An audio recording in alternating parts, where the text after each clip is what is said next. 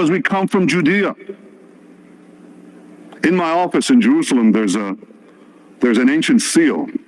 It's a signet ring of a Jewish official from the time of the Bible. The seal was found right next to the Western Wall, and it dates back 2,700 years to the time of King Hezekiah. Now there's a name of the Jewish official inscribed on the ring in Hebrew. His name was Netanyahu. That's my last name. My first name, Benjamin, dates back 1,000 years earlier to Benjamin, Binyamin, the son of Jacob, who was also known as Israel. Jacob and his 12 sons roamed these same hills of Judea and Samaria 4,000 years ago. And there's been a continuous Jewish presence in the land ever since. And for those Jews who were exiled from our land, they never stopped dreaming of coming back. Jews in Spain on the eve of their expulsion, Jews in the Ukraine fleeing the pogroms, Jews fighting the Warsaw Ghetto as the Nazis were circling around them. They never stopped praying. They never stopped yearning. They whispered, next year in Jerusalem, next year in the Promised Land.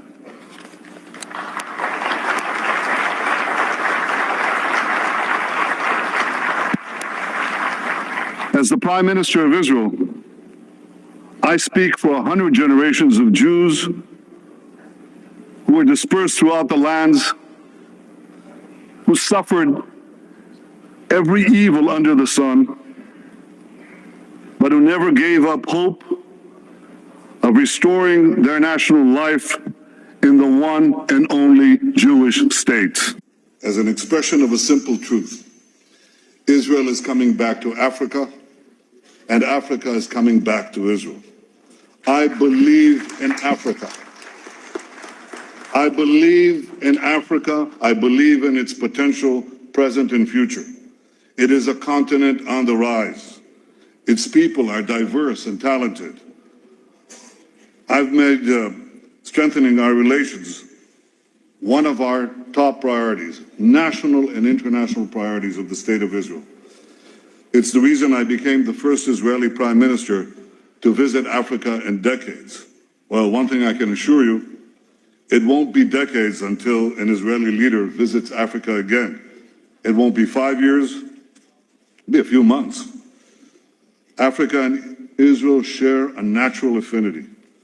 We have, in many ways, similar histories. Your nations toiled under foreign rule. You experienced horrific wars and slaughters, and you are still fighting to get out of the past into the future valiantly, and efforts that I deeply admire.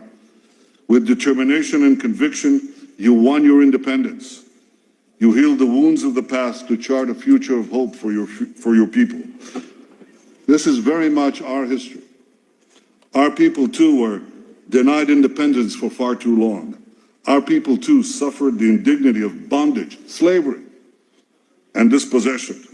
Our people, too, experienced unimaginable horrors of mass death and genocide. But we never, ever gave in. We fought for our independence and won. We think that Israel now is the best partner that the countries of Africa could have, and it's something that is dear to our hearts. Zionism, the national movement of the Jewish people, was Theodor Herzl, and he said, after I liberate the Jewish people, I will go to Africa to help liberate the black people. We have our African brethren, the Ethiopian Jews, who are in our society, and I personally work every few weeks to help integrate more and more and incorporate them in our society.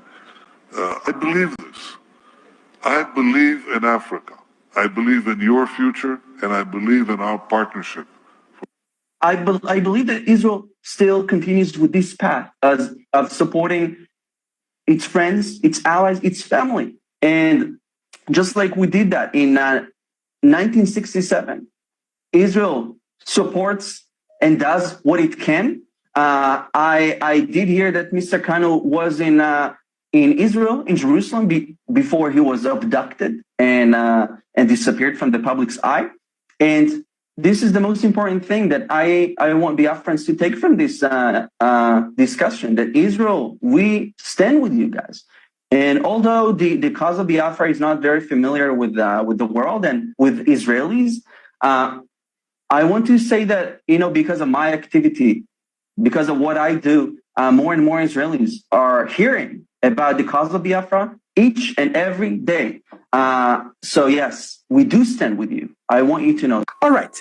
All right, guys, welcome to my channel, guys. So the Igbos, which is determined to be the Biafrans, okay, as you all heard Benjamin Netanyahu, which is the Israel Prime Minister, all right, in his speech, made references of Africa. The Africa is talking about, please, if you know any other country that has anything to do with the Israeli, please, you might just want to drop it at the comment section. But I sincerely think this man is relating to the Biafran communities. Okay, so he's talking about the Biafran state. All right, so I'm going to let you guys actually listen to the interview that happened. And this interview actually involves Nnamdi Kanu and everything he said about how he wants to bring Biafrans out of Nigeria. He wants to break out from Nigeria as a Biafran. And also the attack that happened in his home and everything that happened before 2015 that he was arrested. Too many things. This particular video is full of updates that will also enlighten you for you to know that the Biafran struggle isn't just a decision of one man, but it's something that it is ordained to become. So let's just go straight into the video and we'll be right back. Mr. Nnamdi Kanu. Thank you. Yes. From Biafra. Yes. Thank you so much. We will shortly tell the story of how did you happen to come here. But let's talk a little bit about your people story in Biafra. How many people there consider themselves Jewish, and how did it manifest itself?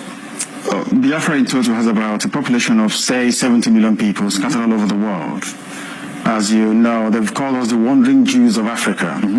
But those that identify themselves with their Jewish heritage is nearly about 50 million people. 15 million people? 50 million people. Do they practice Judaism? They practice Judaism? A significant number of them practice Judaism. In what way? In terms of their prayers, in terms of the Torah that they read, in terms of the kippah and the talit they used to pray, in terms of their recitation of their prayers, is a very significant segment of the population that actually practice it as we do, or most of us do in IPOB. The problem is that when IPOB is the indigenous people of Biafra, is this umbrella movement all over the world that is pursuing the emancipation of Biafra from Nigeria. So what's been happening is that when Christianity came with colonialism, a lot of our Jewish heritage was suppressed. We were made to feel ashamed of our Jewishness, so to speak. But luckily, unfortunately for us, a lot of people bravely maintain that very tradition and culture till this very day. If you go to Umweri in Anambra State, it is there. All over the world, it is there. And even the Encyclopedia Britannica of 1929 mentioned it quite specifically that the Igbos are the Jews of Africa, because all the traditions you have from circumcision to everything that you can think of in the book of Leviticus. We're talking about the Igbo nation, the Igbo people. Yes. Not all of them are Jewish, right? Not all the Igbos are Jewish, or they are? They are all Jewish. The problem is that with the influence and influx of Christianity as a result of colonialism, a lot of that was dampened down. What happened was a lot of our emphasis was moved away from the Torah, the Old Testament, to the New Testament. But because the Old Testament still contained aspects of our tradition and our culture, we accepted the Bible as it was given to us. Okay, we have a short clip showing you guys in Biafra in your Judaism way of life here. Yes.